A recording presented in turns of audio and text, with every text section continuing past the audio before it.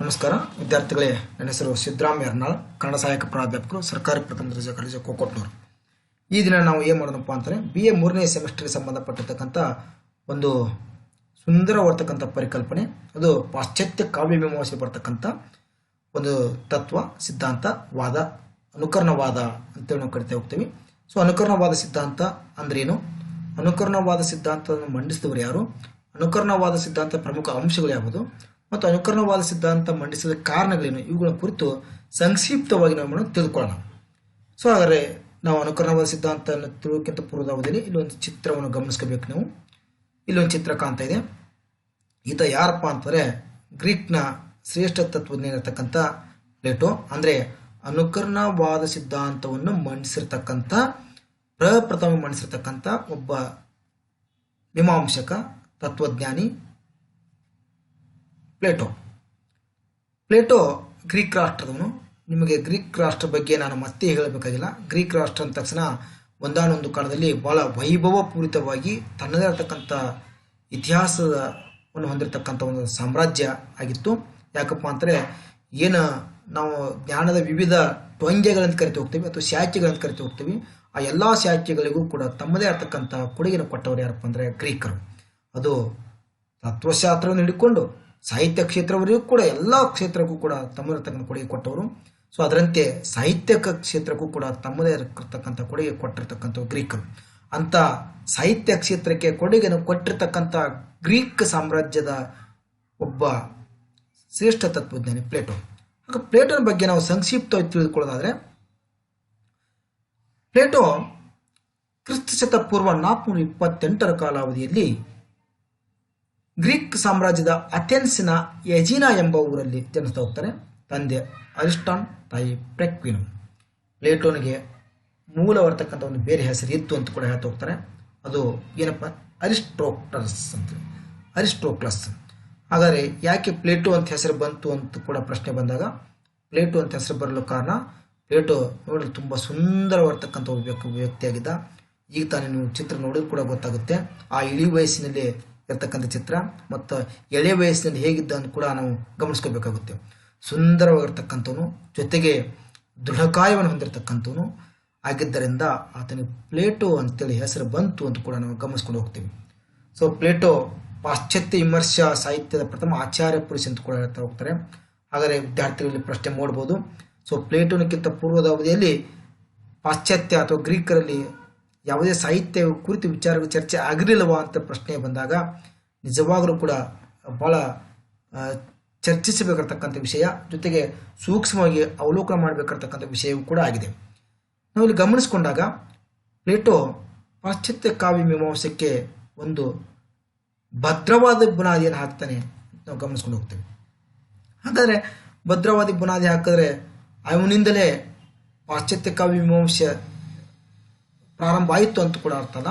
ಯಾಕಪ್ಪ ಅಂದರೆ ಪ್ಲೇಟೋನಕ್ಕಿಂತ ಪೂರ್ವದ ಅವಧಿಯಲ್ಲಿ ಗ್ರೀಕರಲ್ಲಿ ಸಾಕಷ್ಟು ಕಾವ್ಯಗಳು ಅಥವಾ ಕಾವ್ಯ ಸ್ವರೂಪದ ಚರ್ಚೆ ಎಲ್ಲ ನಡೆದಿತ್ತು ಅನ್ನೋದಕ್ಕೆ ಸಾಕಷ್ಟು ಸಾಹಿತ್ಯದ ಬೆಳವಣಿಗೆಯನ್ನು ನೋಡ್ತಾ ಹೋಗ್ತೀವಿ. ಅಲ್ಲಿರ್ತಕ್ಕಂಥ ನಾಟಕ ಕ್ಷೇತ್ರ ಆಗಿರ್ಬೋದು, ಅಲ್ಲಿರ್ತಕ್ಕಂಥ ಮಹಾಕಾವ್ಯಗಳ ಕ್ಷೇತ್ರ ಆಗಿರ್ಬೋದು, ಅವೆಲ್ಲವನ್ನು ಅವಲೋಕನ ಮಾಡಿದಾಗ ಪ್ಲೇಟೋನಕ್ಕಿಂತ ಪೂರ್ವದ ಅವಧಿಯಲ್ಲಿ ಒಂದು ಸುಂದರವಾಗಿರ್ತಕ್ಕಂಥ ಚರ್ಚೆಗಳು ಆಗಿದ್ದು, ಆದರೆ ಒಂದು ವ್ಯವಸ್ಥೆ ರೂಪಕ್ಕಿರಲಿಲ್ಲ ಅಂತ ನಾವು ಅನ್ಕೋಬೋದು.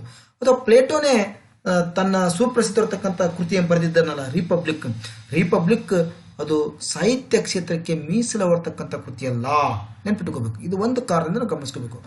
ಪ್ಲೇಟೋ ಸಾಹಿತ್ಯ ಕ್ಷೇತ್ರಕ್ಕೆ ಮೀಸಲಾಗಿ ಇಂಥದೇ ಕೃತಿಯಂತ ರಚನೆ ಮಾಡಿಲ್ಲ. ಹಾಗಾದ್ರೆ ನಾವು ಅಲ್ಲಲ್ಲೇ ಪ್ರಾಸಂಗಿಕವಾಗಿ ಕವಿ ಮತ್ತು ಕಾವ್ಯನ ಕುರಿತು ಹೇಳುವಂಥ ಸಂದರ್ಭದಾಗ ಸಾಹಿತ್ಯದ ಬಗ್ಗೆ ಚರ್ಚೆ ಮಾಡ್ತಾ ಹೋಗ್ತಾನೆ ಅಂತ ನಾವು ಗಮನಿಸ್ಕೋಬೇಕು. ಹಾಗಾದರೆ ಪ್ಲೇಟೋ ಪಾಶ್ಚಾತ್ಯ ಕಾವ್ಯ ಮೀಮಾಂಸೆಯ ಒಂದು ಪ್ರಥಮ ಆಚಾರ ಪುರುಷನಾಗಿದ್ದರೂ ಕೂಡ ಅವನಿಂದಲೇ ಸಾಹಿತ್ಯ ವಿಮರ್ಶೆ ಪ್ರಾರಂಭ ಆಗಿರಲಿಲ್ಲ. ಅದರ ಹೊಳವುಗಳು, ಅದರ ಸುಳಿವುಗಳು ಏನಪ್ಪ ಅಂದ್ರೆ ಅವನಕ್ಕಿಂತ ಮುಂಚೆ ಸಿಕ್ಕಿತ್ತು ಅಂತ ನಾವು ಗಮನಿಸ್ಕೋಬೇಕು. ಉದಾಹರಣೆಗೆ ಹೇಳಬೇಕಪ್ಪ ಅಂದರೆ ಅದು ಹೋಮರ್ ಆಗಿರ್ಬೋದು ಅಥವಾ ಅರಿಸ್ಟೋಫನ್ಸ್ ಆಗಿರ್ಬೋದು. ಅರಿಸ್ಟೋಫನ್ಸ್ ಅಂತಕ್ಕಂತೂ ಕೂಡ ಈ ಪ್ರಾಗ್ಸ್ ಅಂತಕ್ಕ ನಾಟಕ ಬರೀತಾನೆ. ಪ್ರಾಗ್ಸ್ ಅಂತಕ್ಕ ನಾಟಕದಲ್ಲಿ ಈ ವಿರಿಪೀಡಿಸಿ ಬರ್ತಕ್ಕಂಥ ಕಾವ್ಯಗಳ ಕುರಿತು, ನಾಟಕ ಕುರಿತು ಮಾಡ್ತಾ ಹೋಗ್ತಾನೆ, ಚರ್ಚಿಸ್ತಾನೆ, ವಿಮರ್ಶೆ ಮಾಡ್ತಾನೆ ಅಂತ ಕೂಡ ನಾವು ಗಮನಿಸ್ಕೊಂಡು ಹೋಗ್ತೀವಿ. ಹಾಗಾಗಿ ಪ್ಲೇಟೋನಕ್ಕಿಂತ ಪೂರ್ವದ ಅವಧಿಯಲ್ಲಿ ಪಾಶ್ಚಾತ್ಯ ಕಾವ್ಯ ಮೀಮಾಂಸೆಯಲ್ಲಿ ಸಾಕಷ್ಟು ಚರ್ಚೆಗಳು ನಡೆದಿದ್ದವು. ಆದರೂ ಕೂಡ ಒಂದು ಎಳೆಯಾಗಿರ್ತಕ್ಕಂಥ ಹರಿದು ಹಂಚಿರ್ತಕ್ಕಂಥ ವಿಮರ್ಶಾ ಕ್ಷೇತ್ರವನ್ನು ಒಂದು ವ್ಯವಸ್ಥೆಗೆ ತಂದು ಅದಕ್ಕೆ ರೂಪವನ್ನು ಕೊಟ್ಟ ಕಾರಣಕ್ಕಾಗಿ ಆತನ ಪಾಶ್ಚಾತ್ಯ ಸಾಹಿತ್ಯದ ಅಥವಾ ಪಾಶ್ಚಾತ್ಯ ವಿಮರ್ಶಾ ಸಾಹಿತ್ಯದ ಪ್ರಥಮ ಆಚಾರ್ಯ ಪುರುಷ ಅಂತೇಳಿ ನಾವು ಕರಿತಾ ಹೋಗ್ತೀವಿ. ಯಾರು ನಾವು ಪ್ಲೇಟೋನ್ ಅಂತೇಳಿ.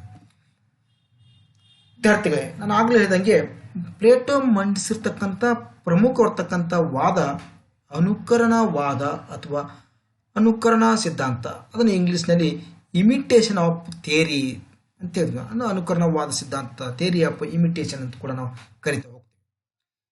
ಇಮಿಟೇಷನ್ ಅಂದ್ರೆ ಏನು? ಇಮಿಟೇಷನ್ ಎಂಬ ಪದ ಇಂಗ್ಲಿಷ್ ಮೂಲದಿಂದ ಬಂದಿರತಕ್ಕಂಥ ಒಂದು ಪದವಾಗಿದೆ. ಇಮಿಟೇಷನ್ ಎಂಬ ಪದ ಇಂಗ್ಲಿಷ್ ಮೂಲದಿಂದ ಬಂದಿರತಕ್ಕಂಥ ಪದವಾಗಿದ್ದು, ಈ ಪದ ಇದೆಯಲ್ಲ, ಇದು ಗ್ರೀಕ್ ಭಾಷೆಯ ಮಿಮಿಸಸ್ ಎಂಬ ಪದದ ಅನುವಾದವಾಗಿದೆ. ಅಂದರೆ ಗ್ರೀಕ್ ಭಾಷೆ ಇರ್ತಕ್ಕಂಥ ಮಿಮಿಸಸ್ ಎಂಬ ಪದದ ಇಂದ ಉತ್ಪತ್ತಿಯಾಗಿರ್ತಕ್ಕಂಥದ್ದು ಇಮಿಟೇಷನ್. ಸರ್ವೇ ಸಾಮಾನ್ಯವಾದ ಅರ್ಥದ ಹೇಳೋದಾದರೆ ಇಮಿಟೇಷನ್ ಅಂತಂದರೆ ಒಂಥರ ಕಾಪಿ ಪಡೆಯುವುದು ಅಥವಾ ಮಿಮಿಕ್ರಿ ಅನುಕರಣೆ ಮಾಡುವುದಂತ ಅರ್ಥ, ಅಥವಾ ಒಬ್ಬರು ಮಾಡಿದ್ದನ್ನು ನೋಡಿ ಇನ್ನೊಬ್ಬರು ಮಾಡುವುದಂತೇಳಿ ಅರ್ಥಿಸ್ಕೋಬಹುದು. ಸಾಮಾನ್ಯವಾದ ಅರ್ಥದಲ್ಲಿ ಅನುಕರಣೆ ಅಂತಾರೆ.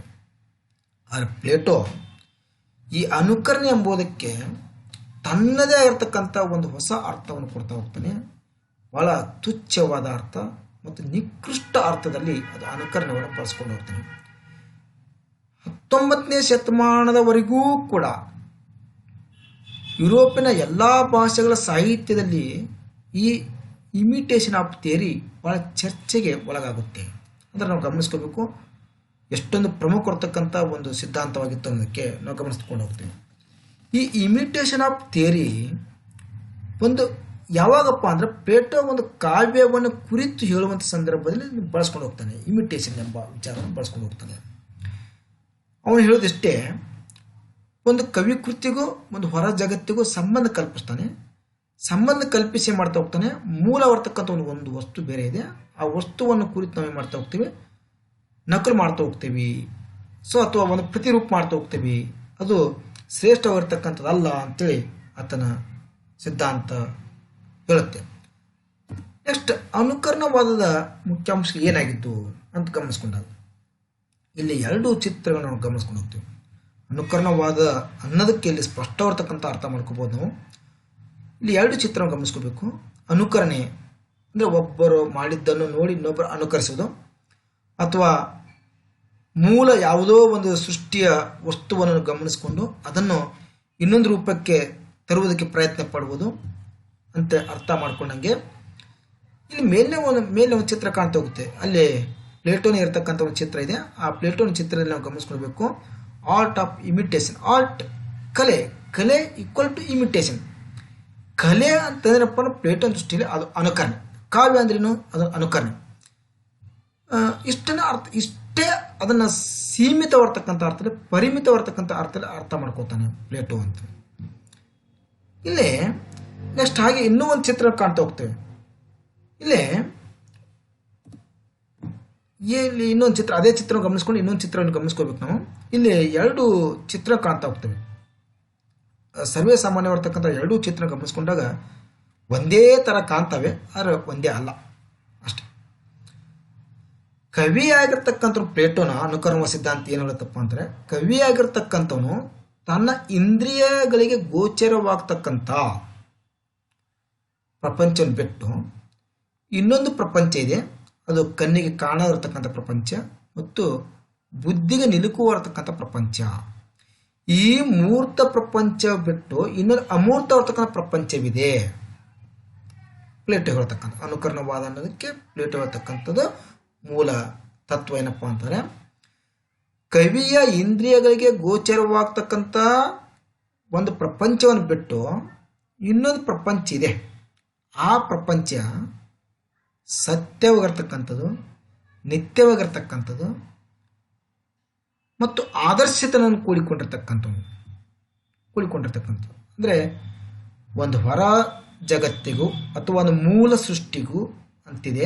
ಆ ಮೂಲ ಸೃಷ್ಟಿಗೂ ಮತ್ತು ಕವಿಗೂ ಸಂಬಂಧ ಕಲ್ಪಿಸ್ತಕ್ಕಂಥ ಕಾರ್ಯ ಇಲ್ಲಿ ಪ್ಲೇಟೋ ಮಾಡ್ತಾ ಹೋಗ್ತಾನೆ ಅನ್ನೋದು ಗಮನಿಸ್ಕೋಬೇಕು.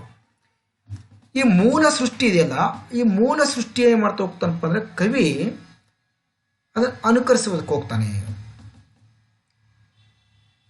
ಇಲ್ಲಿ ಆತ ಏನು ಮಾಡ್ತಾ ಹೋಗ್ತಾನೆ, ಆ ಸೃಷ್ಟಿನ ಇಟ್ಟುಕೊಂಡು ತನ್ನ ಕಾವ್ಯ ಅಥವಾ ಒಂದು ಚಿತ್ರ ಬಿಡಿಸಕ್ಕೆ ಹೋಗ್ತಾನೆ.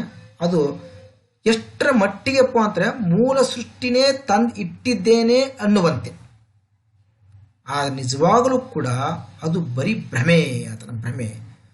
ಮೂಲ ಸೃಷ್ಟಿಯನ್ನು ಒಬ್ಬ ಕವಿ ಒಬ್ಬ ಕಲಾವಿದನಿಂದ ತಂದು ಇಡಕ್ಕೆ ಸಾಧ್ಯನೇ ಇಲ್ಲ. ಬಟ್ ಅದರಂತೆ ಇದೆ, ಅದೇ ಅನ್ನುವಂತೆ ಮಾಡ್ತಾ ಹೋಗ್ತಾನೆ, ಒಂದು ಭ್ರಮೆಯನ್ನು ಸೃಷ್ಟಿ ಮಾಡ್ತಾ ಹೋಗ್ತಾನೆ. ಹಾಗಾಗಿ ಕವಿ ಹೇಳುವುದು ಸತ್ಯವಲ್ಲ. ಅದು ಕವಿ ಅನುಕರಿಸ್ತಕ್ಕಂಥದ್ದೆಲ್ಲ ಬರೀ ಅನುಕರಣೆ, ಬರೀ ತೋರಿಕೆಗೆ ಮಾತ್ರ ಅಂತೇಳಿ. ಅದೇ ಅವನು ಒಂದು ಉದಾಹರಣೆಯನ್ನು ಕೂಡ ಕೊಡ್ತಾನೆ, ಒಂದು ಸುಂದರವಾದಕ್ಕಂಥ ಉದಾಹರಣೆಯನ್ನು ಕೂಡ ಕೊಡ್ತಾನೆ. ಆ ಉದಾಹರಣೆ ಏನಪ್ಪ ಅಂತಾರೆ, ಒಂದು ಮೂಲ ಸೃಷ್ಟಿಯ ಒಂದು ಮಂಚ ಇದೆ ಅಂತ ಇಟ್ಕೊಳ್ಳೋಣ. ಒಂದು ಮಂಚ ಇದೆ. ಆ ಮಂಚವನ್ನು ಇಟ್ಟುಕೊಂಡು ಏನು ಮಾಡ್ತಾ ಹೋಗ್ತಾನಪ್ಪ ಅಂತಾರೆ, ಕುಶಲಕರ್ಮಿ ಅಂದ್ರೆ ಏನು ಆಚಾರ್ಯ ಅಂತ ಕರಿತಾ ಹೋಗ್ತಾರೋ ಆಚಾರ್ಯಗಳು ಏನು ಮಾಡ್ತಾನೆ, ಒಂದು ಮಂಚವನ್ನು ತಯಾರು ಮಾಡ್ತಾನೆ, ಇನ್ನೊಂದು ಮಂಚವನ್ನು ತಯಾರು ಮಾಡ್ತಾನೆ. ಆತನೇ ಒಂದು ಉದಾಹರಣೆ ಕೂಡ ರಿಪಬ್ಲಿಕ್ ಕೃತಿಯಲ್ಲಿ ಏನು ಮಾಡ್ತಾನೆ, ಅದನ್ನೇ ಒಂದು ಉದಾಹರಣೆ ಇಟ್ಕೊಂಡು ಮಂಚದ ಉದಾಹರಣೆಯನ್ನು ಇಟ್ಕೊಂಡು ಅನುಕರಣ ಸಿದ್ಧಾಂತವನ್ನು ಏನು ಮಾಡ್ತಾನೆ, ಸ್ಪಷ್ಟಪಡಿಸೋಕೆ ಪ್ರಯತ್ನ ಪಡ್ತಾನೆ.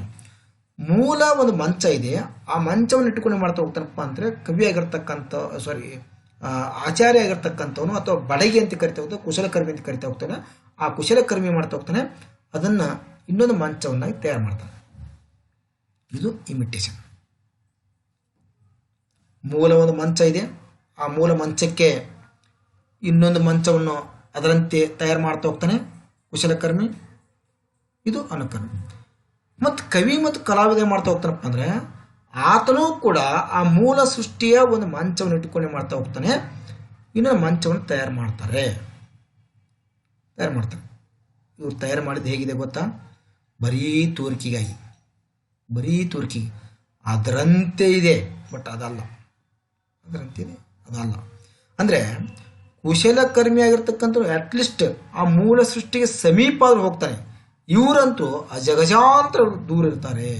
ಹಾಗಾಗಿ ಒಬ್ಬ ಕವಿ ಆಗಿರ್ತಕ್ಕಂಥವನು, ಕಲಾವಿದನಾಗಿರ್ತಕ್ಕಂಥವನು ಏನು ಮಾಡ್ತಾ ಹೋಗ್ತಾನಪ್ಪ ಅಂದರೆ ಮೂಲ ಜಗತ್ತನ್ನು ಅನುಕರಿಸಕ್ಕೆ ಹೋಗ್ತಾರೆ ಹೊರತು ಅದು ಸತ್ಯವಾಗಿರ್ತಕ್ಕಂಥದ್ದಲ್ಲ. ಕವಿ ಕೃತಿ ಅದು ರೀಪ್ರೆಸೆಂಟೇಷನ್ ಆಗಿದ್ರೂ ಕೂಡ ಅಲ್ಲಿ ಸುಳ್ಳು ಹೇಳ್ತಾನೆ, ಆತ ಸತ್ಯವನ್ನು ಹೇಳುವುದಿಲ್ಲ ಅಂತೆ ಮಾಡ್ತಾ ಹೋಗ್ತಾನೆ, ಅನುಕರಣೆಯನ್ನು ಅರ್ಥ ಮಾಡ್ತಾ ಹೋಗ್ತಾನೆ. ಪ್ಲೇಟೋ ಈ ಅನುಕರಣೆ ಇಮಿಟೇಷನ್ ಅಂತ ಹೇಳಕ್ಕೆ ಕಾರಣ ಆದರೂ ಏನಿತ್ತು, ಅಥವಾ ಪ್ಲೇಟೋ ತನ್ನ ಅನುಕರಣವಾದ ಸಿದ್ಧಾಂತವನ್ನು ಮಂಡಿಸುವುದಕ್ಕೆ ಕಾರಣ ಆದರೂ ಏನಿತ್ತು ಅಂತ ಚರ್ಚೆಗೆ ಬಂದಾಗ ವಿದ್ಯಾರ್ಥಿಗಳೇ ಇಲ್ಲಿ ಮುಖ್ಯವಾಗಿರ್ತಕ್ಕಂಥ 4 ಕಲ್ಪನೆಗಳನ್ನು ಗಮನಿಸ್ಕೋಬೇಕಾಗುತ್ತೆ. ಆ ಪ್ಲೇಟೋ ಯಾಕೆ ಅನುಕರಣವಾದವನ್ನು ಮಂಡಿಸ್ತಾನೆ ಹೋಗ್ತಾನೆ ಅಂತೇಳಿ ಅನ್ನೋದಕ್ಕೆ ಮೂಲ 4 ಕಾರಣ ಇಟ್ಕೊಂಡಾಗ, ಒಂದು ಪ್ಲೇಟೋನ ಆದರ್ಶ ಪ್ರಜಾರಾಜ್ಯದ ಕಲ್ಪನೆ, ಬಹಳ ಮಹತ್ವರ್ತಕ್ಕಂಥ ಕಲ್ಪನೆ. ನೆಕ್ಸ್ಟ್ ರಾಷ್ಟ್ರೀಯ ಕರ್ತವ್ಯದ ಒತ್ತಡ, ಕಾಲಮಾನ ದೃಷ್ಟಿಕೋನ, ತತ್ವಶಾಸ್ತ್ರ ಮೇಲಿರೋ ಪ್ರೀತಿ, ಇವೆಲ್ಲವನ್ನು ಇಟ್ಟುಕೊಂಡೇ ಮಾಡ್ತಾ ಹೋಗ್ತಾನೆ ಪ್ಲೇಟೋ ಅನುಕರಣ ತತ್ವವನ್ನು ಹೇಳ್ತಾ ಹೋಗ್ತಾನೆ. ಸೊ ಅಲ್ಲಿ ಒಂದೊಂದಾಗಿ ನಾವು ಗಮನಿಸ್ಕೋದಾದ್ರೆ ಇಲ್ಲಿ ನಾವು ಗಮನಿಸ್ಕೋಬೇಕು, ಪ್ಲೇಟೋನ ಆದರ್ಶ ಪ್ರಜಾರಾಜ್ಯದ ಕಲ್ಪನೆ ಇದೆಯಲ್ಲ, ಪ್ಲೇಟೋ ಕಾಲಾವಧಿ ಇದೆಯಲ್ಲ, ಅಥವಾ ಆ ಪ್ಲೇಟೋನ ಕಾಲಾವಧಿ ಇರತಕ್ಕಂಥ ಒಂದು ಸ್ವಲ್ಪ ವ್ಯವಸ್ಥೆಯನ್ನು ನಾವು ಗಮನಿಸ್ಕೋಬೇಕಾಗುತ್ತೆ. ಬಹಳ ವಿಚಿತ್ರವಾಗಿರ್ತಕ್ಕಂಥ ಒಂದು ವ್ಯವಸ್ಥೆ ತಲೆದೋರಿತ್ತು. ನಿಮ್ಗೆ ಗೊತ್ತಿದೆ, ಆತನ ನೆಚ್ಚಿನ ಗುರು, ಆತನ ಪೂಜ್ಯ ಗುರು ಇರ್ತಕ್ಕಂಥ ಸಾಕ್ರೆಟಿಸ್ರ ಸಾವು ಕೂಡ ಆಗುತ್ತೆ ಅಂತ. ಅಂದರೆ ಪ್ಲೇಟೋನ ಕಾಲಾವಧಿಯಲ್ಲಿ 428 348 ಕಾಲಾವಧಿಯಲ್ಲಿ ಬರ್ತಾನೆ. ಆ ಕಾಲಾವಧಿ ಹೇಗಿತ್ತಪ್ಪ ಅಂದರೆ ಒಂದು ಪ್ರಕ್ಷುಬ್ಧವಾಗಿರ್ತಕ್ಕಂಥ ವಾತಾವರಣ ಕೂಡಿಕೊಂಡಿತ್ತು ಗ್ರೀಕರಲ್ಲಿ. ಅಂದರೆ ಏನಾಗಿತ್ತು, ಪ್ರಜಾಧಿಕಾರ ಇತ್ತು, ಪ್ರಜಾಪ್ರಭುತ್ವ ವ್ಯವಸ್ಥೆ ಇತ್ತು. ಪ್ರಜಾಪ್ರಭುತ್ವ ವ್ಯವಸ್ಥೆ ಹೇಗಿತ್ತಪ್ಪ ಅಂತಂದ್ರೆ ಅವ್ಯವಸ್ಥೆಯಿಂದ ಕೂಡಿಕೊಂಡಿತ್ತು, ಸಂಪೂರ್ಣವಾಗಿ ಹದಗೆಟ್ಟೋಗಿತ್ತು. ಸೊ ಪ್ರಜಾ ವ್ಯವಸ್ಥೆಯಲ್ಲಿ ಕೂಡ ರಾಜಕೀಯ ವ್ಯವಸ್ಥೆಗಳು ಆ ವ್ಯವಸ್ಥೆಯನ್ನು ಕೂಡಿಕೊಂಡಾಗ ಅಲ್ಲಿರ್ತಕ್ಕಂಥ ಅವಿವೇಕಿಗಳು ಅಥೆನ್ಸಿನ ಎಲ್ಲ ಅವಿವೇಕಿಗಳು ಕೂಡಿಕೊಂಡು ಸಾಕ್ರೆಟಿಸ್ನ ಕೊಲೆಯನ್ನು ಕೂಡ ಮಾಡ್ತಾ ಹೋಗ್ತಾರೆ. ಜೊತೆಗೆ ಇನ್ನೂ ಹೆಂಗಪ್ಪ ಅಂತಾರೆ, ಇಡೀ ಅಲ್ಲಿ ಮೌಲ್ಯವನ್ನು ಕಳೆದುಕೊಂಡಿರ್ತಕ್ಕಂಥ ವಿವೇಚನೆ ರಹಿತ ಇರತಕ್ಕಂಥ ಸಾಮಾಜಿಕ ಜನರು ಒಂದು ಕಡೆ ಕೂಡಿಕೊಂಡು ಕಾವ್ಯ ಕ್ಷೇತ್ರ ಅಥವಾ ನಾಟಕ ಕ್ಷೇತ್ರ ಹಳ್ಳ ಹಿಡಿಯತಕ್ಕಂಥ ಸ್ಥಿತಿ ನಿರ್ಮಾಣ ಆಗಿತ್ತು. ನೋಡಿ, ಇಂಥ ಸಂದರ್ಭದಲ್ಲಿ ನೋಡಿ ಈ ರೀತಿ ಪ್ಲೇಟೋನ ಕಾಲಾವಧಿ ಆಗಿತ್ತು. ಮತ್ತು ಇಂಥ ಕಾಲಾವಧಿ ಆಗಿದ್ದರಿಂದ ಪ್ಲೇಟೋ ಧೈರ್ಯ ಮತ್ತು ಸ್ಥೈರ್ಯನ ಮೆಚ್ಚಿಕೊಂಡಿರ್ತಕ್ಕಂಥವನು ಮತ್ತು ಆದರ್ಶವರ್ತಕ್ಕಂಥ ಪ್ರಜೆಗಳ ಮೇಲೆ ವಿಶ್ವಾಸ ಇಟ್ಟುಕೊಂಡಿರ್ತಕ್ಕಂಥವನು. ಅವನಿಗೆ ಭಾಳ ಚಿಂತೆ ಆಗುತ್ತೆ. ಸೊ ಹಾಗೆ ಮಾಡ್ತಾ ಹೋಗ್ತಾನಪ್ಪ ಅಂದ್ರೆ ಪ್ಲೇಟೋ ತನ್ನ ಆದರ್ಶ ಸಾಮ್ರಾಜ್ಯ ಕಟ್ಟಬೇಕು ಅಂತಕ್ಕಂಥ ಕಲ್ಪನೆ ಕಾಣ್ತಾ ಹೋಗ್ತಾನೆ. ತನ್ನ ಆದರ್ಶ ಸಾಮ್ರಾಜ್ಯಕ್ಕೆ ಶತ್ರುಗಳು ಯಾರು ನೋಡಿ, ಆಗಲೇ ಇದ್ದಂಗೆ ಇಡೀ ಗ್ರೀಕರ ನಾಟಕ ಸಾಹಿತ್ಯ ಕ್ಷೇತ್ರ ಯಾವಾಗ ಹಿಂದುಳಿಯಕ್ಕೆ ಶುರು ಮಾಡ್ತೋ ಅಲ್ಲಿರ್ತಕ್ಕಂಥ ಕವಿ ಕಲಾವಿದರು ಯಾವುದನ್ನು ಮೌಲ್ಯಯುತವಾಗಿ ಕೊಡಕ್ಕೆ ತಯಾರಾಗಲಿಲ್ಲ. ಸೊ ನನಗನ್ನಿಸುತ್ತೆ ಪ್ಲೇಟೋನ ಅನುಕರಣವಾದ ಸಿದ್ಧಾಂತ ಮಂಡಿಸಕ್ಕೆ ಮೂಲ ಕಾರಣ ಅಂದರೆ ಕವಿಗಳನ್ನು ತಿರಸ್ಕಾರ ಮಾಡುವ ಉದ್ದೇಶಕ್ಕಾಗಿ ಆತನ ಅನುಕರಣವಾದ ಸಿದ್ಧಾಂತ ಪ್ರಾರಂಭ ಆಯಿತು.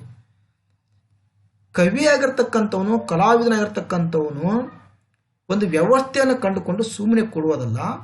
ಸೊ ಅಥವಾ ಗ್ರೀಕ್ ರಾಷ್ಟ್ರ ಏನು ಆ ಮೌಲ್ಯಗಳು ಕಳ್ಕೊಂಡು ವರ್ತಿಸೋದಕ್ಕೆ ಮೂಲ ಕಾರಣ ಏನಪ್ಪ ಅಂದರೆ ಕವಿ ಮತ್ತು ಕಾವ್ಯಗಳೇ ಅಂತೇಳಿ ಆತನ ಭಾವನೆ ಬಂದ್ಬಿಡುತ್ತೆ. ಯಾವಾಗ ಕವಿ ಮತ್ತು ಕಾವ್ಯಗಳು ಈ ಪೂಜ್ಯ ಮಾಡೋದ್ರಿಂದ ಈ ಅಥೆನ್ಸ್ ಅಥವಾ ಗ್ರೀಕ್ ನಗರ ಹಾಳಾಗುತ್ತೆ ಅಂತಕ್ಕಂಥ ಕಲ್ಪನೆ ಬರುತ್ತೆ. ಸೊ ಕಲ್ಪನೆ ಬಂದ ತಕ್ಷಣ ನೇರವಾಗಿ ಕವಿ ಮತ್ತು ಕಾವ್ಯ ಕುರಿತು ಚರ್ಚೆ ಮಾಡಕ್ಕೆ ಹೋಗ್ತಾನೆ.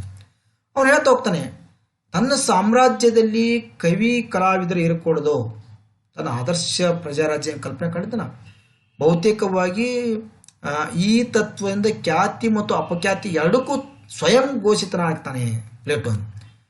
ಬೇಕಾದ್ರೆ ನನ್ನ ಸಾಮ್ರಾಜ್ಯದಲ್ಲಿ ಕವಿಗಳನ್ನು ಪೂಜಿಸಿ ಆರಾಧಿಸಿ ಉಡುಗೊರೆ ಕೊಡಿ, ಆದರೆ ದಯವಿಟ್ಟು ಅವ್ರು ಮಾತ್ರ ಇರೋದು ಬೇಡ ಅಂತ ಹೇಳ್ತಾ ಹೋಗ್ತಾನೆ. ಸೊ ಇದು ಭಾಳ ಆ ಸಂದರ್ಭದಲ್ಲಿ ಕವಿ ವಿರೋಧಿ ಸಾಹಿತ್ಯ ವಿರೋಧಿ ಅಂತೇಳಿ ಪಟ್ಟವನ್ನು ಕಟ್ಕೋತಾನೆ. ಯಾಕೆ ಪ್ಲೇಟೋ ತನ್ನ ಸಾಮ್ರಾಜ್ಯದಲ್ಲಿ ಕವಿಗಳನ್ನು ಇರಕೂಡದು ಅಂತ ಹೇಳ್ತಾನಪ್ಪ ಅಂತಂದ್ರಕ್ಕೆ ಸಮರ್ಥನೆ ಕೂಡ ಕೊಡ್ತಾ ಹೋಗ್ತಾನೆ. ಆ ಸಮರ್ಥನೆ ಗಮನಿಸ್ಕೊಂಡಾಗ ಕವಿ ಹೇಳುವುದು ಸತ್ಯವನ್ನಲ್ಲ. ನಾನು ಆಗಲೇ ಹೇಳಿದ್ನಲ್ಲ, ಕವಿ ಏನು ಮಾಡ್ತಾ ಹೋಗ್ತಾನೆ, ತನ್ನ ಮೂಲ ಸೃಷ್ಟಿ ಇರುತ್ತೆ, ಆ ಮೂಲ ಸೃಷ್ಟಿ ಅನುಕರಿಸ್ತಾನೆ ಹೊರತು ಸತ್ಯವನ್ನು ಹೇಳಲ್ಲ. ಸೊ ಸತ್ಯ ಅಂತ ತೋರ್ಸಕ್ಕೆ ಪ್ರಯತ್ನ ಮಾಡ್ತಾ ಹೋಗ್ತಾನೆ. ಅಂದರೆ ಕವಿ ಹೇಳುವುದು ಸತ್ಯವನ್ನಲ್ಲ, ಅದು ಸಂಪೂರ್ಣವಾದ ಸತ್ಯವನ್ನಲ್ಲ, ಬುದ್ಧಿಯ ಮೂಲಕ ನಿಷ್ಪನ್ನವಾಗಬಹುದಾದ ಸತ್ಯವನ್ನು ಕವಿ ಹೇಳುವುದಿಲ್ಲ. ಸೊ ಅವನು ಏನಾದ್ರಪ್ಪ ಸ್ವಂತಿಕೆ ಏನಿಲ್ಲ, ಬುದ್ಧಿಯಿಂದ ತನಗೆ ಏನು ಸ್ವಂತಿಕೆ ಬರುತ್ತೆ ಸ್ವಂತಿಕೆಯಿಂದ ಏನು ಹೇಳೋದಿಲ್ಲ, ಎಲ್ಲೋ ಒಂದು ಸೃಷ್ಟಿ ಇರುತ್ತೆ, ಆ ಸೃಷ್ಟಿಯನ್ನು ಇಟ್ಕೊಂಡು ಏನು ಮಾಡ್ತಾ ಅದನ್ನು ಅನುಸರಿಸಕ್ಕೆ ಹೋಗ್ತಾನೆ ಅಂತೇಳಿ ಹೇಳ್ತಾ ಹೋಗ್ತಾನೆ. ಆದರೆ ಕವಿ ಸ್ವಂತಿಕೆಯಲ್ಲಿರ್ತಕ್ಕಂಥ ಒಬ್ಬ ವ್ಯಕ್ತಿ ಅಥವಾ ಕವಿಯ ಕಾವ್ಯಗಳು ಸ್ವಂತಿಕೆಯಿಲ್ಲದಂತ ಕೂಡಿಕೊಂಡಿದ್ರಿಂದ ಸೊ ಹಾಗಾಗಿ ಈತ ನಮ್ಮ ಸಾಮ್ರಾಜ್ಯದಲ್ಲಿ ಇರೋದು ಬೇಡ. ಹಾಗೆ ಇನ್ನೊಂದು ಕಾರಣ ಕೂಡ ಕೊಡ್ತಾ ಹೋಗ್ತಾನೆ. ಕಾವ್ಯಗಳು ನಿರೂಪಿಸುವ ವಿಷಯ ವಸ್ತು ಮತ್ತು ಕವಿ ಅನುಸರಿಸುವ ಮಾರ್ಗಗಳು ಸೂಕ್ತ ಮತ್ತು ಯೋಗ್ಯವಾಗಿಲ್ಲ ಅಂತ ಹೇಳ್ತಾ ಹೋಗ್ತಾನೆ. ಈಗ ಬಹುತೇಕವಾಗಿ ನಿಮ್ಗೆ ಗೊತ್ತಿದೆ, ಅವನು ಕೂಡ ಹೇಳ್ತಾ ಹೋಗ್ತಾನೆ, ಈ ಎಲ್ಲ ಒಂದು ಸುವ್ಯವಸ್ಥಿತವಾಗಿರ್ತಕ್ಕಂಥ ಆದರ್ಶ ಇರತಕ್ಕಂಥ ಒಂದು ರಾಷ್ಟ್ರ ಇರಬೇಕಪ್ಪ ಅಂತಂದರೆ ಅಲ್ಲಿಯ ಜನತೆ ಏನೇ ಇರಬೇಕಪ್ಪ ಅಂದರೆ ದೈವದ ಭಕ್ತಿಯನ್ನು ಒಳಗೊಂಡವರಾಗಿರಬೇಕು ಅನ್ನೋ ಕೂಡ ಪ್ಲೇಟೋನ್ ಸ್ವಲ್ಪ ಆ ತತ್ವ ಆತನಲ್ಲಿ ಇತ್ತು. ಇಲ್ಲಿ ಏನು ಮಾಡ್ತಾ ಹೋಗ್ತಾರಪ್ಪ ಅಂದ್ರೆ ಕಾವ್ಯಗಳನ್ನು ಬರೀತಕ್ಕಂಥ ಸಂದರ್ಭದಲ್ಲಿ ಅವ್ರ ವಿಷಯ ವಸ್ತು ಯಾವುದನ್ನ ಆಯ್ಕೆ ಮಾಡ್ಕೋಬೇಕು. ಈಗ ನಾವು ಒಂದೊಂದು ಸಂದರ್ಭದಲ್ಲಿ ಅವ್ರು ಹೇಳ್ತಾ ಹೋಗ್ತಾರೆ, ದೇವಾನು ದೇವತೆಗಳನ್ನೆಲ್ಲ ತಂದುಬಿಟ್ಟು ಏನು ಮಾಡ್ತಾ ಹೋಗ್ತಾರಪ್ಪ ಅಂತಾರೆ, ಮಾನವರ ಜೊತೆ ಹೋಲಿಕೆ ಮಾಡತಕ್ಕಂಥ ಆಗಿರ್ಬೋದು, ಮತ್ತು ಮಾನವರನ್ನು ದೇವತೆಗಳಂತೆ ಚಿತ್ರಿಸೋದಾಗಿರ್ಬೋದು, ಇವೆಲ್ಲವೂ ಕೂಡ ಪ್ಲೇಟೋನಿಗೆ ಒಂಥರ ಹೇಯವನ್ನು ಉಂಟು ಮಾಡ್ತಾ ಹೋಗ್ತವೆ. ಸೊ ಕವಿಗಳು ಹಾಗಾದರೆ ಯಾವುದೇ ವಿಷಯವನ್ನು ಆಯ್ಕೆ ಮಾಡ್ಕೋತಾರೆ ಅಥವಾ ಅವ್ರು ಅನಿಸ್ತಕ್ಕಂಥ ಮಾರ್ಗ ಕೂಡ ಸರಿ ಇಲ್ಲ. ಈಗ ಆತನ ತನ್ನ ಈ ವಿಚಾರನ ಹೇಳುವ ಸಂದರ್ಭದಲ್ಲಿ ಆತನ ಉದಾಹರಣೆಯನ್ನು ಕೂಡ ಕೊಡ್ತಾ ಹೋಗ್ತಾನೆ. ಏನು ಮಹಾಕವಿ ಇರ್ತಕ್ಕಂಥ ಹೋಮರ್ನ ಒಂದು ಪ್ರಮುಖ ಇರ್ತಕ್ಕಂಥ ಕಾವ್ಯ ಇಲಿಯಡ್ ಅನ್ನು ಕೂಡ ತೆಗೆದುಕೊತಾನೆ.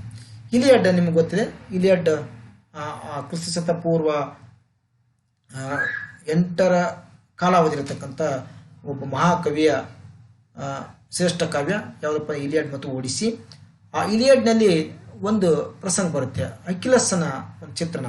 ಅಕಿಲಸ್ ಮತ್ತು ಆ ಅಕಿಲಸ್ಸನ ಅಲ್ಲಿ 2 ಮನೆತನಗಳಿರ್ತಕ್ಕಂಥ ಸಮರ. ಆ 2 ಮನೆತನ ಸಮರದಲ್ಲಿ ಅದು ಯಾವಪ್ಪ ಒಂದು ಗ್ರೀಕ್ ಮತ್ತು ಏನು ಟ್ರೋ ಅಂತಕ್ಕಂಥದ್ದು, ಆ ಟ್ರೋಜನ ಅಂತೇಳಿ ಇಡೀ ಆ 2 ಮನೆತನಗಳ ಸಮರದಲ್ಲಿ ಅಕಿಲಸ್ ಹೋರಾಟ ಮಾಡ್ಬೇಕಂತ ಸಂದರ್ಭದಲ್ಲಿ ಹೋರಾಟ ಮಾಡಕ್ಕೆ ಹೋಗಲ್ಲ. ಸೊ ಹೋರಾಟ ಮಾಡದೆ ದೂರ ಉಳಿತಾನೆ. ಸೊ ಅದರಿಂದ ಗ್ರೀಕರಿಗೆ ಸೋಲಾಗುತ್ತೆ ಅಂತಕ್ಕಂಥ ವಿಚಾರ ಕೂಡ ನೋಡ್ತಾ ಹೋಗ್ತೀವಿ ನಾವು. ಸೊ ಇದರಿಂದ ಏನಾಗುತ್ತಪ್ಪ ಅಂತಂದರೆ ಇಡೀ ಗ್ರೀಕ್ ಸಾಮ್ರಾಜ್ಯ ಏನಾಗುತ್ತೆ, ಸೋಲು ಉಂಟಾಗ ಕಾರಣ ಆಗುತ್ತೆ ಅನ್ನೋ ರೀತಿಯಲ್ಲಿ ಚಿತ್ರಿಸ್ತಾ ಹೋಗ್ತಾನೆ. ಅಂದರೆ ಒಬ್ಬ ಸಾಹಸಗಾರ ಇರ್ತಕ್ಕಂಥ ಅಕಿಲಸನನ್ನು ನಿರ್ವಿಣ್ಣ ಮಾಡ್ತಕ್ಕಂಥ ಪಾತ್ರ ಯಾರಪ್ಪ ಅಂದರೆ ಹೋಮರ್ ಸೃಷ್ಟಿ ಮಾಡ್ತಾನೆ ಅಂತೇಳಿ ಹೇಳ್ತಾ ಹೋಗ್ತಾನೆ. ಆ ಕಾರಣಕ್ಕಾಗಿ ಕವಿ ಮತ್ತು ಕಲಾವಿದರು ಕೂಡ ಇರಬಾರ್ದು. ಮತ್ತು ಇನ್ನೊಂದು, ಕವಿ ಕಲಾವಿದರು ಆಗಿರ್ತಕ್ಕಂಥವ್ರು ಏನು ಮಾಡಬೇಕು, ಒಂದು ವ್ಯವಸ್ಥೆಯನ್ನು ವಿರೋಧಿಸ್ತಕ್ಕಂಥ ಆಗಿರಬೇಕು. ಅವರು ಏನು ಮಾಡ್ತಾ ಹೋಗ್ತಾರಪ್ಪ ಅಂತಂದರೆ ಸತ್ಯವನ್ನು ಹೇಳೋದಿಲ್ಲ, ಸತ್ಯ ದೂರ ಇರ್ತಾರೆ ಮತ್ತು ಯಾವುದನ್ನು ವಿರೋಧಿಸೋದಿಲ್ಲ. ಯಾಕಪ್ಪ, ತನ್ನ ಕಣ್ಣೆದುರಿಗೆ ತನ್ನ ಗುರು ಆಗಿರ್ತಕ್ಕಂಥ ಸಾಕ್ರೆಟಿಸ್ ಸಾವಾದಾಗ ಎಲ್ಲ ಕವಿ ಕಲಾವಿದರು ಮಾಡಿದ ಸೆಂಡತನ ತೋರಿಸ್ತಾರೆ ಅಂತೇಳಿ ಅದನ್ನು ಅವ್ರ ಮೇಲೆ ಭಾಳಷ್ಟು ಸಿಟ್ಟಿತ್ತು. ಆ ಕಾರಣಕ್ಕಾಗಿ ಆತ ಮಾಡ್ತಾ ಹೋಗ್ತಾನಪ್ಪ ಅಂದರೆ, ಈ ನನ್ನ ಸಾಮ್ರಾಜ್ಯದಲ್ಲಿ ಬೇಕಾದ ಪೂಜಿಸಿ ಅವರನ್ನು ಏನಾದರೂ ಮಾಡಿ ಆದರೆ ಉಡುಗೊರೆ ಕೊಡಿ ಮಾತ್ರ ಅವರು ಮಾತ್ರ ಈ ಆದರ್ಶ ರಾಜ್ಯದ ಬಿಟ್ಟು ಹೋಗಬೇಕು ಅಂತಕ್ಕಂಥ ಸ್ಪಷ್ಟವಾಗಿರ್ತಕ್ಕಂಥ ನಿರ್ಧಾರವನ್ನು ತಾಳ್ತಾನೆ ಪ್ಲೇಟೋ ಅಂತ. ಹಾಗೆ ಇನ್ನೊಂದು ಕಾರಣ, ರಾಷ್ಟ್ರೀಯ ಕರ್ತವ್ಯದ ಒತ್ತಡ ಮತ್ತು ಕಾಲಮಾನ ದೃಷ್ಟಿ ಅವನಲ್ಲಿತ್ತು. ಅಥೆನ್ಸ್ ಆ ಸಂದರ್ಭದಲ್ಲಿ ಅಥೆನ್ಸ್ ವೈಭವ ಇಳಿಮುಖವರ್ತಕ್ಕಂಥ ಸಂದರ್ಭದಲ್ಲಿ ಕೂಡಿಕೊಂಡಿತ್ತು. ನಾನು ಆಗಲೇ ಹೇಳ್ದಂಗೆ ಪ್ಲೇಟೋನ ಜೀವಮಾನದಲ್ಲಿ ನಗರ ಸಾಮ್ರಾಜ್ಯ ಕಟ್ಟಬೇಕಂತಕ್ಕಂಥ ತುಡಿತಗಳಿದ್ದು, ಸಮಕಾಲೀನ ರುದ್ರ ನಾಟಕಕಾರರನ್ನು ಹಿಂದಿನ ಕೃತಿಗಳ ಕಳಪೆ ಅನುಕರಣೆ ತೊಡಗಿದ್ರು. ಸೊ ಯಾರ ಬಹುತೇಕವರ್ತಕ್ಕಂಥ ಏನು ಹಿಂದಿನ ಮಹಾಕಾವ್ಯಗಳಷ್ಟು ಏನು ಯುರಿಪಿಡಿಸ್ ಮತ್ತು ಅರಿಸ್ಟೋಫೆನ್ಸ್ ಮತ್ತು ಹೋಮರ್ ಇವರ ಕಾಲಾವಧಿಯಲ್ಲಿ ರಚನೆ ಇರ್ತಕ್ಕಂಥ ಮಹಾಕಾವ್ಯಗಳಂತೆ ಮುಂದೆ ಯಾವ ಮಹಾಕಾವ್ಯಗಳು ಕೂಡ ಸೃಷ್ಟಿಯಾಗೋದಕ್ಕೆ ಕೂಡಲಿಲ್ಲ. ಜೊತೆಗೆ ಅವರೇನು ಮಾಡ್ತಾ ಹೋದ್ರಪ್ಪ ಅಂದರೆ ಅಲ್ಲಿಯ ಕಾವ್ಯಗಳನ್ನೇ ಕೃತಿ ಚೌರ್ಯ ಮಾಡುವಂಥ ಸಂದರ್ಭ ತೊಡಗಿದ್ರು. ಸೊ ಅದು ಕೂಡ ಪ್ಲೇಟೋನಿಗೆ ಭಾಳಷ್ಟು ನೋವು ತರತಕ್ಕಂಥ ಸಂದರ್ಭ ಆಗಿತ್ತು. ಜೊತೆಗೆ ತತ್ವಶಾಸ್ತ್ರ ಮೇಲಿರ್ತಕ್ಕಂಥ ಅತಿಯಾದ ಪ್ರೀತಿ. ಈಗಿಂತ ಒಂದು ಮುಂಚೆ ಒಂದು ಪೂರ್ವಾಗ್ರಹ ಪೀಡಿತ, ಕವಿಯೇ ಗುರು, ಆತನೇ ಶಿಕ್ಷಕ ಮತ್ತು ಆತನ ವಾಣಿ ಸತ್ಯವಾಗಿದ್ದು ಆತನ ನಂಬಿಕೆಯನ್ನು ಅಲ್ಲಗಳೆಯ ಹೊರತು ನಾನು ಈ ತತ್ವಶಾಸ್ತ್ರವನ್ನು ಮತ್ತೆ ಅದನ್ನು ಪುನರ್ ಪ್ರತಿಷ್ಠಾಪಿಸೋದಕ್ಕೆ ಸಾಧ್ಯವಿಲ್ಲ ಅಂತಕ್ಕಂಥ ಮಾತು ಕೂಡ ಹೇಳ್ತಾ ಹೋಗ್ತಾನೆ. ಅಂದರೆ ಇಡೀ ಪ್ಲೇಟೋನ್ ಏನಾಗಿತ್ತಪ್ಪ ಅಂದರೆ ಒಂದು ರೀತಿ ಸಂಘರ್ಷವಿತ್ತು ಈ ಕವಿ ಮತ್ತು ಕಲಾವಿದ ಮತ್ತು ತತ್ವಶಾಸ್ತ್ರ ಮೇಲೆ. ತಾನು ಇಲ್ಲಿವರೆಗೆ ಏನು ರೂಢಿಸ್ಕೊಂಡು ಬಂದಿರತಕ್ಕಂಥದ್ದು ಅಥವಾ ನಡೆ ಮತ್ತು ನೀತಿಗಳು ನಿರ್ದೇಶಿಸತಕ್ಕಂಥ ಅಧಿಕಾರ ಇರೋದು ಯಾರಿಗಪ್ಪ ಅಂತಂದರೆ ಆ ಯೋಗ್ಯತೆ ಮತ್ತು ಸಾಮರ್ಥ್ಯ ಇರುವುದು ಏನಪ್ಪ ತತ್ವಶಾಸ್ತ್ರಕ್ಕೆ ಮಾತ್ರ, ಸಾಹಿತ್ಯಕ್ಕಲ್ಲ. ಆದರೆ ಸಾಹಿತ್ಯ ಮತ್ತು ತತ್ವಶಾಸ್ತ್ರಕ್ಕೂ ಸಂಘರ್ಷವಿದ್ದರಿಂದ ಅವನು ಸರ್ವೇ ಸಾಮಾನ್ಯವಾಗಿ ಏನು ಮಾಡ್ತಾ ಹೋಗ್ತಾನಪ್ಪ ಅಂತಂದರೆ ಆ ಸಾಹಿತ್ಯವನ್ನು ಏನು ಮಾಡ್ತಾನೆ, ವಿರೋಧಿಸ್ತಾನೆ, ಕವಿಗಳನ್ನ ವಿರೋಧಿಸ್ತಾನೆ ಅಂತೇಳಿ ನಾವು ಗಮನಿಸ್ಕೋಬೇಕು. ಸೊ ಇಷ್ಟೆಲ್ಲ ನಾವು ಗಮನಿಸ್ಕೊಂಡಾಗ ಅನುಕರಣೆ ಹಿನ್ನೆಲೆಯಲ್ಲಿ ಕಾವ್ಯ ಕುರಿತು ಪ್ಲೇಟೋ ಹೇಳ್ತಾ ಹೋಗ್ತಾನೆ. ಸೊ ಕಾವ್ಯಗಳು ಆಗಷ್ಟೇ ಬಿಡಲಿಲ್ಲ ಪ್ಲೇಟೋ. ಸೊ ಕಾವ್ಯಗಳು ಇರೋದಾದರೆ ಒಳ್ಳೆಯ ರೀತಿಯ ಕಾವ್ಯಗಳು ಕೂಡ ಇರಲಿ ಅನ್ನೋ ರೀತಿಯ ಒಂದು ನಿರ್ಧಾರಕ್ಕೆ ಬರ್ತಾ ಹೋಗ್ತಾನೆ. ಸೊ ಒಂದು ಕಾವ್ಯ ಇರಬೇಕಪ್ಪ ಅಂದರೆ ಏನಿರಬೇಕು ಅಂತಾರೆ, ಕಾವ್ಯದಲ್ಲಿ ವಿಷಯಕ್ಕೆ ಪ್ರಾಧಾನ್ಯತೆ ಕೊಡಬೇಕು. ಜೊತೆಗೆ ಕವಿ ಅಥವಾ ಕಲಾವಿದನ ವ್ಯಕ್ತಿತ್ವ ದೊಡ್ಡದಾಗಿರಬೇಕು. ನಾವು ಬಹುತೇಕ ಗಮನಿಸ್ಕೋಬೇಕು, ಒಂದು ಕಾವ್ಯವನ್ನು ಬರೆಯಕೊಂಡಿರ್ತಕ್ಕಂಥ ಒಬ್ಬ ವ್ಯಕ್ತಿ, ಒಬ್ಬ ಕವಿ ಅಥವಾ ಕಲಾವಿದ ಏನು ಮಾಡಬೇಕು ಅಂತ ಉತ್ತಮವಾಗಿರ್ತಕ್ಕಂಥ ವ್ಯಕ್ತಿತ್ವವನ್ನು ಕೂಡಿಕೊಂಡಿರಬೇಕು. ಸೊ ಉತ್ತಮವಾಗಿರ್ತಕ್ಕಂಥ ವ್ಯಕ್ತಿತ್ವವನ್ನು ಕೂಡಿಕೊಂಡ ಮಾತ್ರ ಆತನ ಕಾವ್ಯ ಸೃಷ್ಟಿ ಮಾಡಬೇಕು. ಅಂಥವುಗಳು ಮಾತ್ರ ಈ ರಾಜ್ಯದಲ್ಲಿ ಅನುಕರಿಸಿದರೆ ಒಂದು ಮೌಲ್ಯಯುತರ್ತಕ್ಕಂಥ ಸಾಮ್ರಾಜ್ಯ ಕಟ್ಟುವುದಕ್ಕೆ ಸಾಧ್ಯವಿದೆ ಅಂತಕ್ಕಂಥ ಭಾವನೆಯನ್ನು ಆತ ಹೊಂದಿದ್ದ ಅಂತೆ. ಜೊತೆಗೆ ನೀತಿಗೂ ಕಾವ್ಯಕ್ಕೂ ಅಬಾಧಿತ ಸಂಬಂಧ ಇರಬೇಕು. ನಾವು ಎರಡಕ್ಕೊಂದು ಹೇಳೋದೊಂದು ಮಾಡೋದೊಂದಾಗಿರ್ಬಾರ್ದು. ಕಾವ್ಯ ಯಾವ ನೀತಿ ನಿಯಮಗಳನ್ನು ರೂಢಿಸಿಕೊಳ್ಳುತ್ತೆ ಅದೇ ರೀತಿ ಕವಿಯು ಕೂಡ ಮಾಡ್ಕೊಂಡಿರ್ಬೇಕು. ಮತ್ತು ಕವಿ ನೀತಿಗಳಿಂದ ಕೂಡಿಕೊಂಡಿರ್ತಕ್ಕಂಥ ಮೌಲ್ಯಗಳನ್ನು ಕೂಡಿಕೊಂಡಿರ್ತಕ್ಕಂಥ ಕಾವ್ಯವನ್ನು ರಚನೆ ಮಾಡಬೇಕು ಅಂತಕ್ಕಂಥ ವಿಚಾರ ಕೂಡ ಈ ರೀತಿ ಇರೋದಾದ್ರೆ ಕಾವ್ಯ ಇರಲಿ ಅನ್ನೋ ರೀತಿಯಲ್ಲಿ ಕವಿ ಭ್ರಮಾಲೋಕನ ಸೃಷ್ಟಿಸಬಾರ್ದು. ಕೇವಲ ಆ ರೀತಿ ಆ ಸ್ವರ್ಗ ಇದು ಹಾಗೆ ಹೀಗೆ ಅಂತಕ್ಕಂಥ ಒಂದು ಭ್ರಮೆಯನ್ನು ಸೃಷ್ಟಿ ಮಾಡುವಂತಿರಬೇಕು. ಏನಿದ್ರು ಕೂಡ ವಾಸ್ತವ ಲೋಕಕ್ಕೆ ವಾಸ್ತವ ಲೋಕಕ್ಕೆ ಹತ್ತಿರವಾಗಿರಬೇಕು, ವಾಸ್ತವ್ಯತೆ ಇರಬೇಕು. ವಾಸ್ತವಿಕ ಇರತಕ್ಕಂಥ ಕಾವ್ಯವಲ್ಲ, ಅದು ಜಸ್ಟ್ ಇಮಿಟೇಷನ್, ಅನುಕರಣೆ ಅಂತೇಳಿ ಅದನ್ನು ಹೇಳ್ತಾ ಹೋಗ್ತಾನೆ. ಹಾಗಾಗಿ ಒಂದು ಕಾವ್ಯ ಏನನ್ನು ಹೇಳಬೇಕಪ್ಪ ಅಂತಾರೆ, ಭ್ರಮಾಲೋಕನ ಸೃಷ್ಟಿಸದೆ ಸತ್ಯ ಮತ್ತು ವಾಸ್ತವಿಕ ನೆಲೆಯಲ್ಲಿ ನಿಂತಿರಬೇಕು ಅಂತಕ್ಕಂಥ ವಿಚಾರ ಕೂಡ ಅಲ್ಲಿ ಹೇಳ್ತಾ ಹೋಗ್ತಾನೆ. ಮತ್ತು ಯಾವುದೇ ರಚನೆ ಕೀಳು ಸಂಗತಿ ಮತ್ತು ದುಷ್ಟ ಅಭಿರುಚಿ ಇತ್ಯಾದಿ ದೂರ ಇರಬೇಕು ಅಂತ.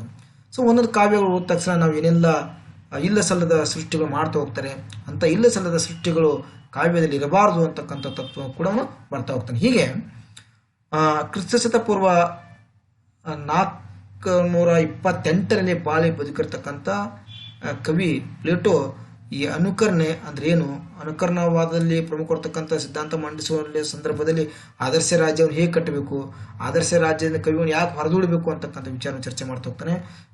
ಸೊ ವಿದ್ಯಾರ್ಥಿಗಳೇ, ನಮಸ್ಕಾರ.